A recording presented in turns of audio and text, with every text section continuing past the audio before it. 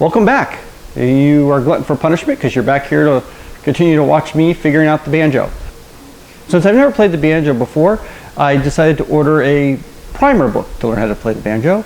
And if you've seen my previous videos, I'll leave a link somewhere up here maybe. Go ahead and take a look there and it'll talk about it. But the primer that I'm using is this one. It is the Jeff Howald Banjo Primer for Beginners. And we're on page 2 of this. So, and in this one, he's going to talk about holding the banjo and tuning the banjo. So the instructions here say, place feet firmly on the ground, rest the banjo between legs. That's pretty cut and dry, pretty simple. So practice new songs slowly and relax. Work on speed after you play when you play it perfectly. So the tuning on a banjo, at least a 5-string banjo like I have here, and let me go ahead and move this camera a little bit because it's kind of... The tuning on a banjo is a little bit different than tuning on a guitar or other stringed instrument. Now this is a 5-string banjo, and the tuning on this goes, you have the 5th string, which is the high G, and then it goes D, G, B, D. So that is the tuning of the banjo. Now before playing the banjo, it must be tuned to a standard pitch, and that standard pitch is in the, I forget what, I think they say it's in the key of G. I could be mistaken on that. If you've played the piano at home, which I haven't, you have a tuning source. If not, you need some kind of thing to tune it with, which I do. If your piano hasn't been tuned recently, the banjo may not be agree perfectly with the pitch pipe or tuning fork. Okay, so it talks about pitch pipe, DVD, CD. It is recommended that you tune your banjo to the CD or DVD that accompanies this book, so that you will be in tune when you play along with the songs and exercises. Electrical tuner, if you can afford one, an electrical tuner is the fastest and most accurate way to tune a banjo. I highly recommend getting one. They are available for $20 to $30. You can find them on Amazon and other places for a lot cheaper than that. I have a Korg tuner, which you can actually set which frequency you want it to tune to, as well as notes and all that stuff. I think I paid like $15 for it new at a store.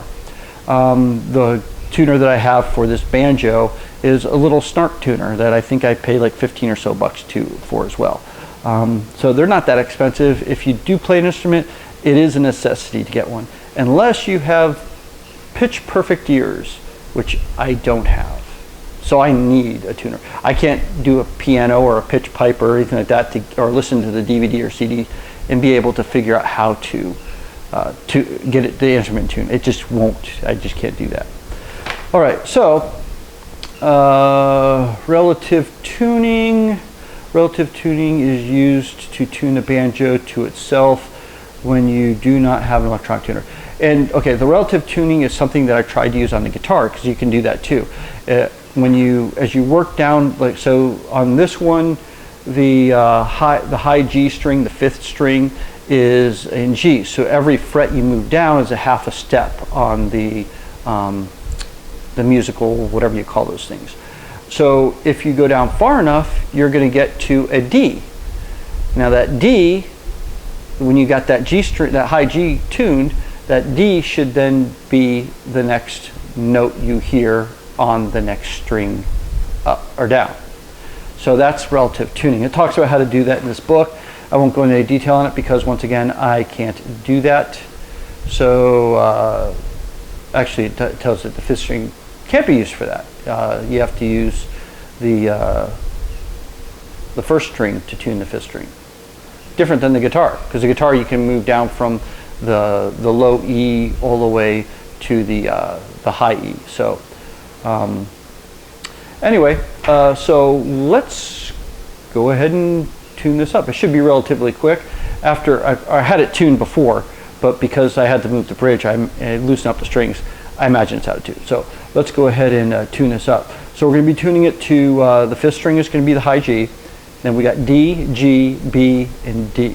That's how they want us to tune this. So let's go ahead and give it a shot. Okay, so this is the little Snark tuner that I mentioned earlier. So let's go ahead and put that on the banjo and turn it on.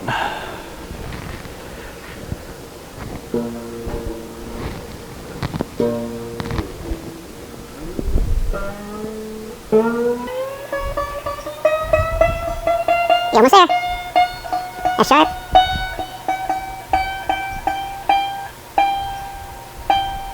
There's your G.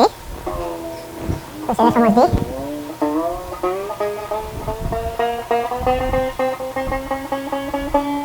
Almost there.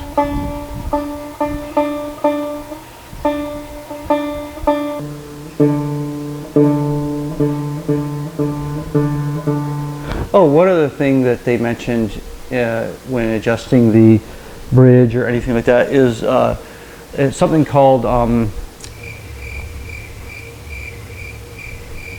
what is that called? Let me get the book. It is called action. I'm not going to worry about that. If I was going to adjust action on this or any instrument, I'd probably take it to a luthier to have them do that, because it's very easy to mess up action on an instrument, a stringed instrument, and yeah, it's something you just don't want to do unless you got experience.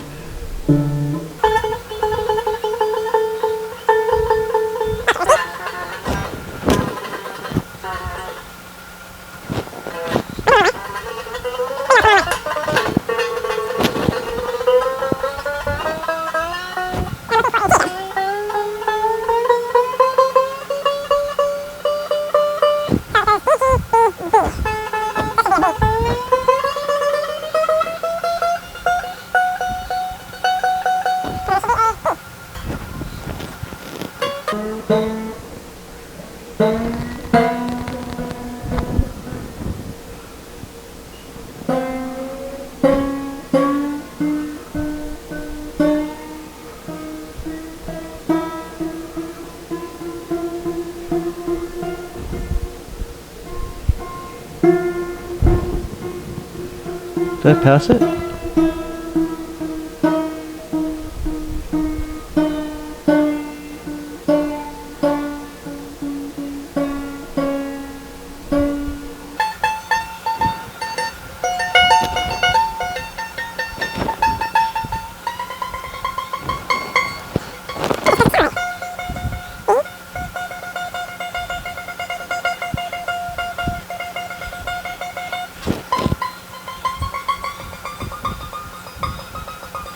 Well, I'm messing this video up, aren't I?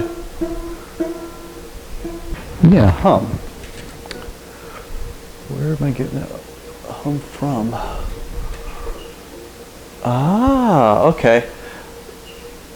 This banjo caught the string underneath the fret lines. Let's try that again.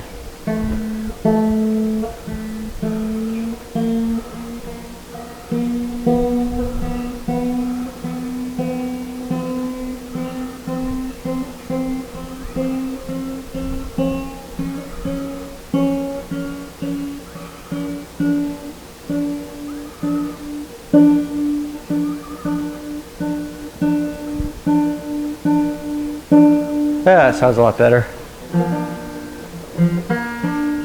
Okay, so let's go ahead and double check the tune. Wow.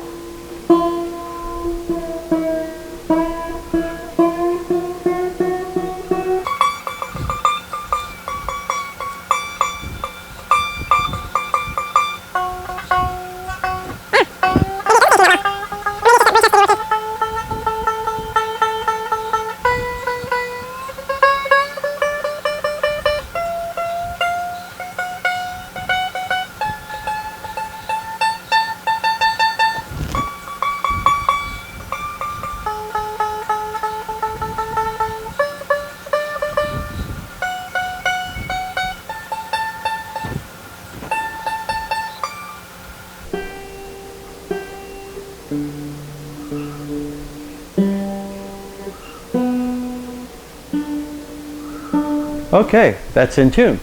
So, that is tuning the banjo the long and hard way with Craig. Loosen the strings of the instrument when flying or driving through high altitudes. So they tell you to detune it whenever you travel. So the next one, since I am running a little bit long on this video too, we'll go to the picks and how you should wear the picks. So thank you for watching this video. I hope I didn't bore you too much with tuning a banjo improperly.